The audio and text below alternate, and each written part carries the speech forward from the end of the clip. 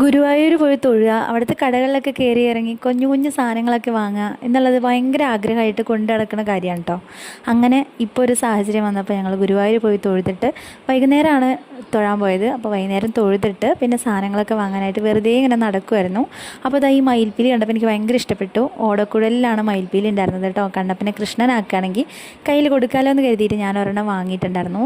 പിന്നെ ഒന്ന് രണ്ട് സാധനങ്ങൾ വാങ്ങിയിട്ടുണ്ടായിരുന്നു കേട്ടോ. നമ്മുടെ വിഷു വരാൻ പോവല്ലേ, അപ്പോൾ കൊന്ന വേണമായിരുന്നു. കൊന്ന ഇങ്ങനെ വെറുതെ ഡെക്കറേഷൻ ചെയ്യണത് പോലെ. അപ്പോൾ 100 രൂപയ്ക്ക് കിട്ടിയിട്ടുണ്ടായിരുന്നു കേട്ടോ. 4 പീസ് കിട്ടിയിട്ടുണ്ടായിരുന്നു.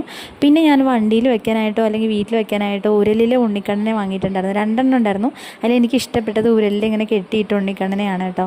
അതിങ്ങനെ അഴിഞ്ഞു പോകും, പക്ഷെ നമുക്ക് കെട്ടി വയ്ക്കാനായിട്ട് പറ്റും. അപ്പോൾ അത് വാങ്ങി ഞങ്ങൾ വൈകുന്നേരം ആയപ്പം ഭക്ഷണം കഴിക്കാനായിട്ട് കയറി. അവിടെ ആകെ കൂടെ ഒരു കടയുണ്ടായിരുന്നുള്ളൂ. ഗ്യാസൊന്നും ഇല്ലാത്തതുകൊണ്ട് കടകളൊക്കെ അവധിയായിരുന്നു.